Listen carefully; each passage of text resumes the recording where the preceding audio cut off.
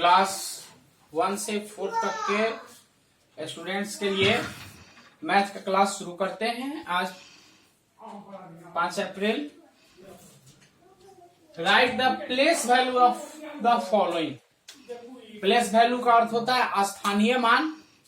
जैसे कि संख्या है 1, 10, 100, 1000, 8486। इसका प्लेस वैल्यू बताना है हमको प्रत्येक डिजिट का। यहाँ पर एवरी डिजिट लिख सकते थे, तो इसको इस प्रकार से हम लोग लिखते हैं। जो वंस प्लेस का अंक है 6, डिजिट है 6, इसका प्लेस वैल्यू ओनली 6 हुआ। ये टेंस प्लेस का है 8, तो इसका प्लेस वैल्यू 80 होगा। ये 100 प्लेस का डिजिट है, तो इसका प्लेस वैल्यू होगा 400। ये 1000 प्लेस का डिजिट है, तो इसका प्लेस वैल्यू होगा 1000। इसको हम लोग इस प्रकार भी पढ़ते हैं कि 6 है, मतलब अपने एक शॉर्ट भाषा में बच्चों को समझ जाने के लिए आसानी से। इसके बाद कोई डिजिट नहीं है तो केवल इसको लिख देंगे। 8 के बाद एक डिजिट है तो एक 0 देंगे। 4 के बाद 2 डिजिट है तो 2 0 लिखेंगे। 8 के बाद 3 डिजिट है तो 3 0 लिखेंगे। इसके साथ साथ ये तो प्लेस वैल्यू हुआ, एक फेस वैल्यू भी होता है। फेस वैल्यू यानी किसका हिंदी होता है अंकित मान। तो इसमें अगर 6 का फेस वैल्यू लिखना होगा, फेस वैल्यू, तो 6 ही होगा। अगर 8 का फेस वैल्यू आपसे पूछा जाएगा तो 8 होगा।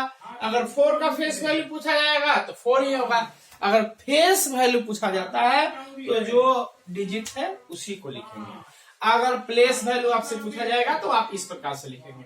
इसमें मैं कुछ क्वेश्चन आपको दे देता हूँ, इसको आप लोग घर पर बैठ करके बनाए। सभी अंकों का प्लेस वैल्यू और फेस वैल्यू आप लोग निकालेंगे। कितना है 1 2 3 4 5 6 लिखा। घंटी मारूंगा, चलो पीछे और पीछे उसको और पीछे उसको हम लोग पता है क्या हालत होता है। एक दोनों ये आपका इन संख्याओं का जो है आप लोग अलग अलग पहले प्लेस वैल्यू निकालेंगे अलग लिख करके, और फिर उसका फेस वैल्यू निकालेंगे, फिर अपने अभिभावक को दिखाएंगे। नेक्स्ट हम लोग चलते हैं, एक और भी आप लोग क्वेश्चन पढ़ते हैं। Right the following 4 5 6 7 numbers in expanded form.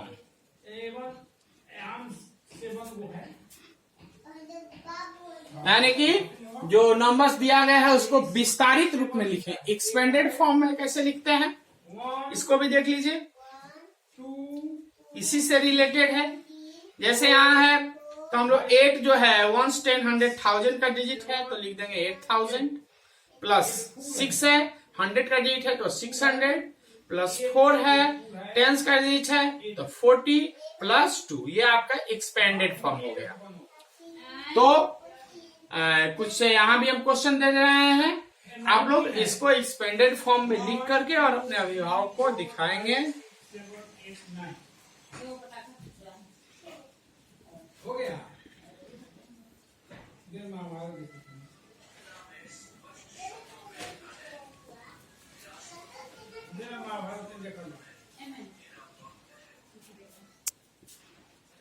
अब सब किताब हो गया, कल पढ़ा जाएगा। आज के इतने पढ़ाई है और इसको आप लोग बना करके अपने अभिभावक को दिखाएंगे। साथ ही take care on your health, obey your parents, and please I am requesting all of you, please be careful, be alert about your study. Schools are closed due to coronavirus, but all of you have enough time to complete your study, so please